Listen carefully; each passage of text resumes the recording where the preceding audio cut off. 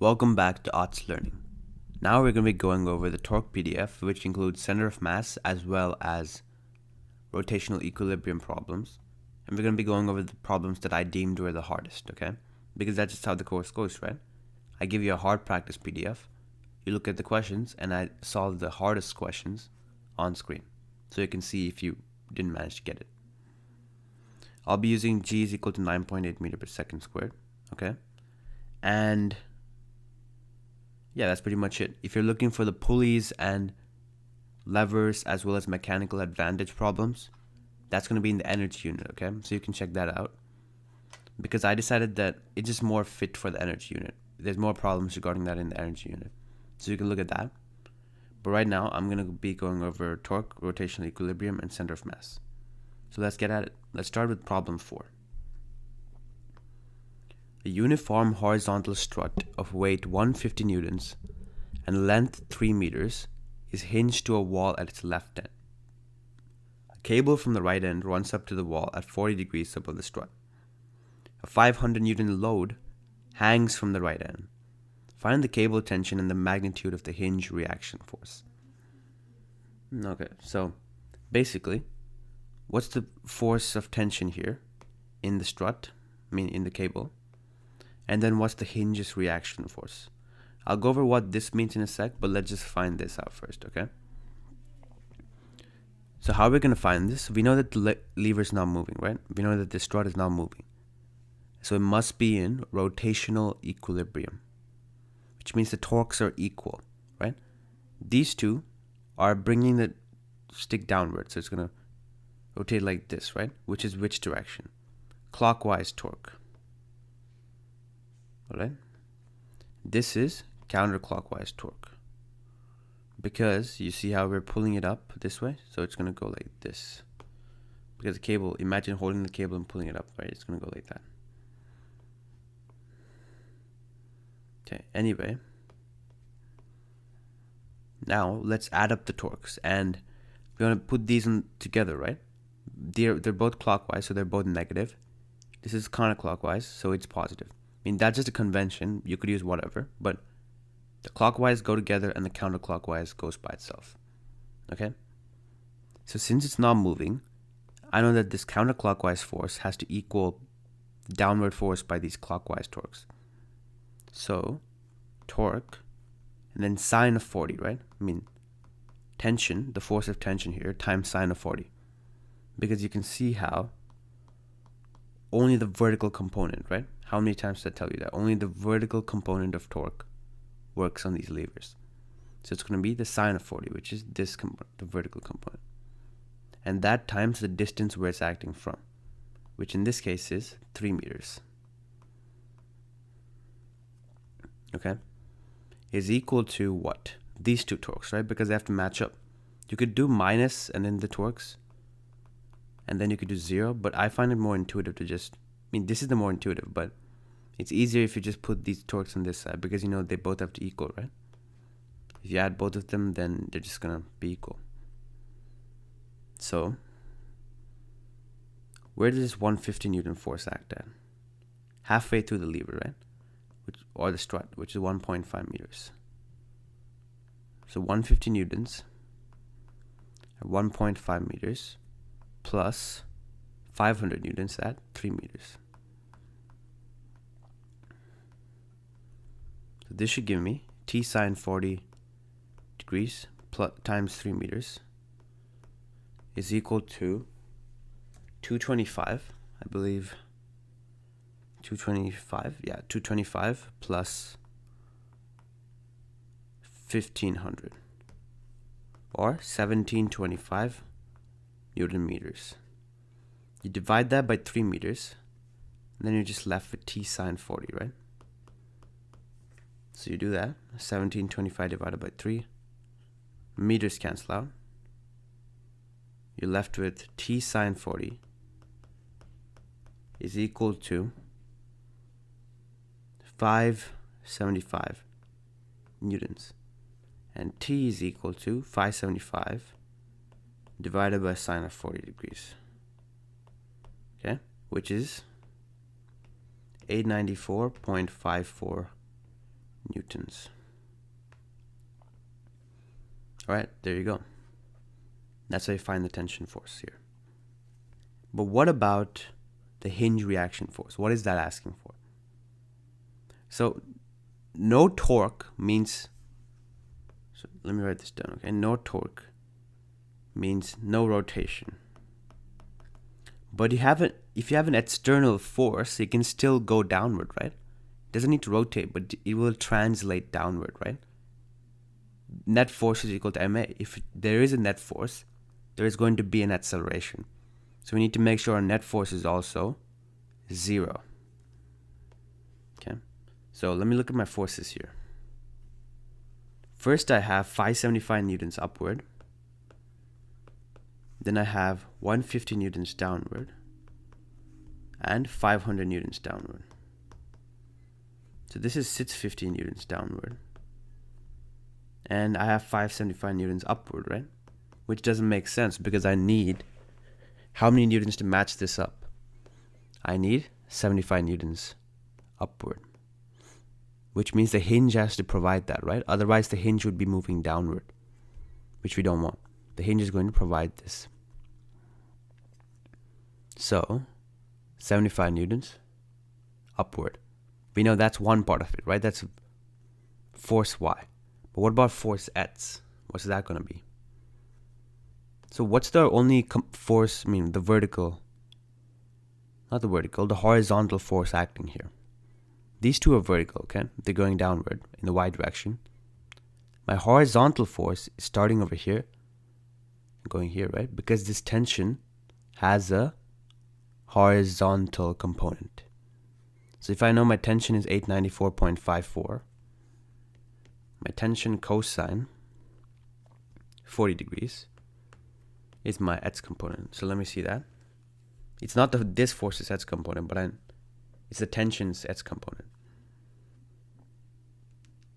So that's going to be about, okay, that's 257 newtons. Okay, so that force is going in which direction? In this direction, right? Because the cable is pointing to the negative X direction. So the cosine is going to go this way accordingly. So the hinge has to provide a force in which direction to cancel that? In this direction.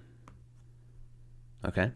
So the X is going to be exactly equal to this, but in what direction? The opposite direction. Okay? So my X component is going to look like this. My Y component is going to look like, so we know that's going to be upward, right? 75 newtons upward, so it's going to look like that. And it would be 75 newtons here and 685.25 here, newtons. But they asked us for the magnitude of the reaction force, right? So we'd find the resulting vector, which is just 75 squared plus 685.25 squared, square root of the whole thing.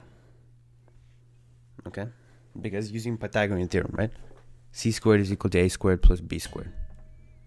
So square root 75 squared plus 685.25 squared, which is just 689.34. Okay, so let me scroll a bit down. 689.34 newtons. That's how you get it, okay? We had two answers here. This is the magnitude of the tension, and this is the magnitude of the reaction force of the hinge, because the hinge needs to keep it, right? If they had a force, they'd be going up or down or left or right. If they had a torque, they'd be rotating. So since it doesn't have both, it should be not rotating and not going up or down or left or right. All right, so let's try a mobile machine. Okay? So I went over how to do this. This is just, practice. It's a bit harder than the regular ones, so that's why I'm going to go over it. So you can see here, at this point, it's 5 newtons times 4 centimeters, right? And here, these have to match up. W1 times 10 centimeter have to match up so it doesn't have any torque, right? So W1 times 0.1 meter is equal to 5 newtons times 0.04 meter. Okay? W1, right? Because we have multiple W's here. And don't worry about finding the mass, right? I mean the force of gravity, because that's the weight. You're not given the mass here. If you're given the mass, then you'd find the force of gravity. But you're already given the weight here, not the mass. So you can just use that. Divided by 0.1, which is going to be 2 newtons. Okay? So we know that now. So how do we find weight 2? Well, we know the weight here, right? Which is 2 newtons and 5 newtons. The total weight of this entire bar is 7 newtons. Ignoring the mass of the rods and strings, it's just 7 newtons. So we can assume that this is just 7 newtons, right? So 7 newtons times 0.06 meters is equal to weight 2 times 0.14 meters. Or weight 2 is equal to 7 times 0.06 divided by 0.14, which is just 3 newtons. Okay? Same thing over here. 7 newtons, 3 newtons. This total weight here is 10 newtons. Okay? 10 newtons downward. So 10 newtons times 0.08 centimeters, or 0.08 meters, is equal to weight 3 times 0.16 meters. Or in other words, it's going to be 5 newtons. Okay? So weight 3 is 5 newtons. Weight 1 is 2 newtons. Weight 2 is not 10 newtons. 3 newtons, right? This is 3 newtons. This is 5 newtons. 3 newtons.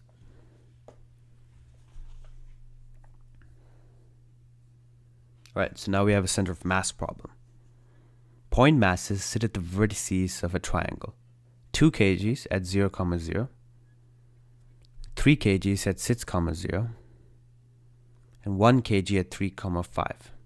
All of them in meters. Find the center of mass. Okay, first A is that. We can look at B once we find the center of mass, right? So let's get at it. So the center of mass for ETS, okay? ETS is what? The masses of each object, right? If you remember M1 ETS1 plus M2 ETS2 dot dot dot over M1 plus M2 plus dot dot dot. So it's going to be, let me consider this M1, okay, or, yeah, 2 kgs can be M1, 3 kgs can be M2, 1 kg can be M3. Okay, so M1 times ETS1, that's over here. That's 2 kgs times 0 meters, right? Plus M2 times ETS2. This is at sits, so we have 3 kgs times sits meters, and then plus M3 times ETS3. We're at 3 here, so 1 kg times 3 meters. So first let me find this, which is equal to 21 kg meters, and do that over M1 plus M2 plus M3, okay? Or 2 kgs plus 3 kgs plus 1 kg.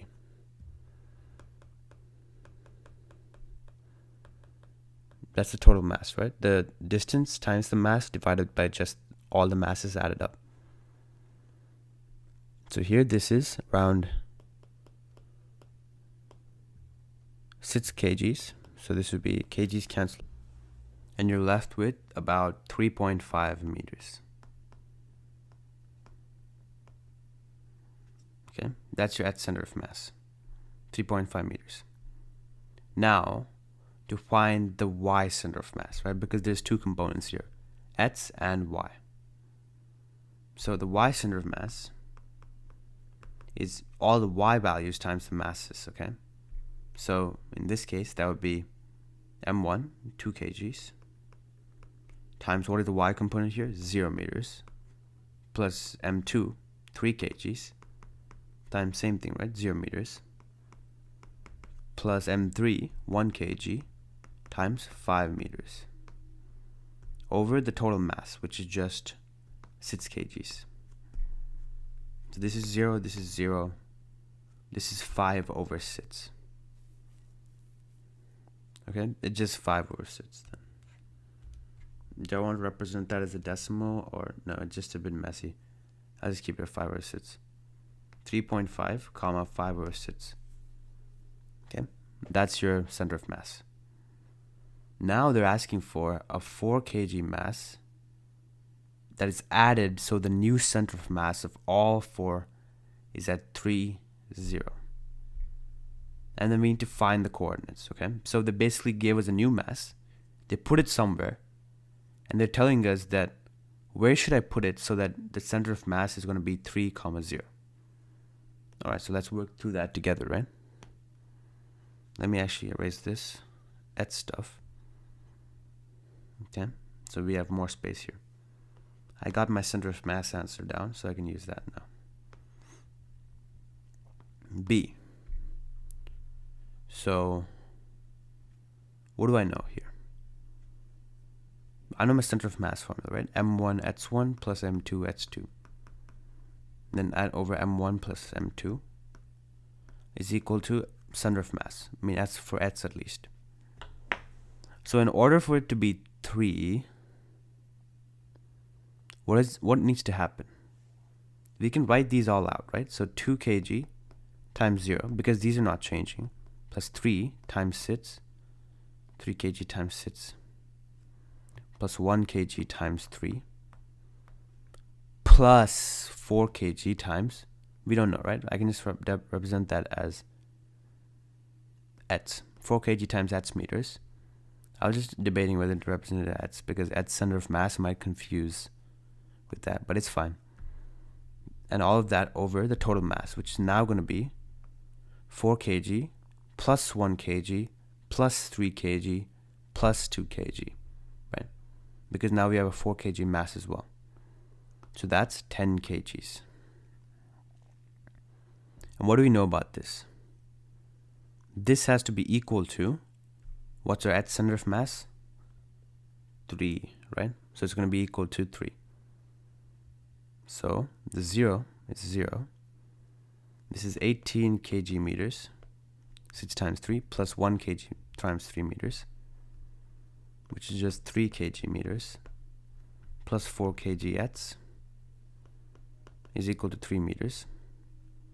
Then I can multiply that by this 10 kgs, right, to get it out of my way. So 30 kg meters minus 18 minus 3 is equal to 4 kg times x. So this is just going to be 30 minus 18. Okay, let me put my units actually. kgm, because that might be a bit confusing if we don't include our units. Okay, so 12 and then 9. Okay, 12 and 9. And what's going to be on the other side of my equation here? 4 kg x is equal to 9 kg meters, right? So kgs cancel out on both sides. X is equal to 9 over 4 meters. So the new center of mass, the 4 kg location has to be 9 over 4, comma, what y value? We're just going to do the same thing for the y's, okay? So let me give myself some space here.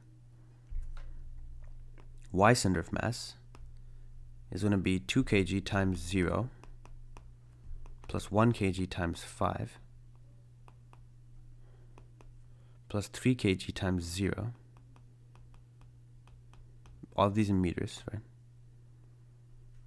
and then plus 4 kg times y. So these zeros cancel out. It's 5 kg meters plus 4 kg y over the total mass, which is still 10 kgs, is equal to 0. Right? So that means 5 kg meters. So we can multiply by 10 on both sides, right? 10 kg. This is going to be equal to just 0. Plus 4 kg y is equal to 0. So 4 kg y is equal to negative 5 kg meters. Kg's cancel out. Y is equal to negative 5 over 4 meters. So my new coordinates, if I want, for the 4 kg block, if I want my center of mass to be exactly this, is 9 over 4, comma negative 5 over 4. Okay? Yeah, that's it. And then one more for levers. So not levers as in mechanical advantage levers, but more just torque levers. Okay? So a forearm is held horizontal. I know this doesn't look like a forearm, but imagine it is, right? Pretty long forearm. Okay. The biceps attaches 4 centimeters from the elbow and pulls straight up. Okay. The forearm weighs 18 newtons with a center of gravity 14 centimeters. So obviously there's lots of gravity acting on it, right, from every place. But we can estimate that to be at the center of gravity. And then an 18 newton dumbbell is held 32 centimeters from the elbow. Find the biceps tension. Okay, so it needs to be held horizontal, right? Which means no rotational equilibrium. So T here, actually let me do this here. T times 0.04, because that's the distance, right? 4 centimeters. Then T is the force of tension in the biceps. Minus, because counterclockwise, right? T is going counterclockwise, because if you're pulling up here, it's going to go like that, which is counterclockwise, and we consider counterclockwise to be positive. Sometimes it could be negative if they give you a specific scenario, but in this case, it's not. And these two are clockwise, okay? So T 0.04 minus 18, 0.14, minus AT 0.32. Okay, and these are all in meters because I converted them from centimeters to meters, which is going to be equal to 0, right? So 0.04 T is equal to 18 times 0.14 plus 80 times 0.32, which is going to be, and the reason I didn't use the mass was because, the reason why I didn't calculate the force of gravity is because we were given the weight, right? Not the mass. So I don't need to do that. Right? So that's going to be 18 times 0.14 plus 80 times 0.32. Right? So that's going to be 28.12, and divide that by 0.04 to find that your tension here is 703 newtons upward. So a lot of newtons here, but that makes sense, right? Because it's at the lowest point, so it needs to have the highest force. Okay, and that's it for today's video on the practice PDF for this. Next unit we'll be going over is energy. And that's also very dense in problems, units, solving, just dense all around, okay? So make sure to be tuned out for those. And check auslearning.com if you have any questions. If you can subscribe and give me a like, I would greatly appreciate that because I can keep making content and reach more people to help them out. All right? So continue on your physics journey and keep learning.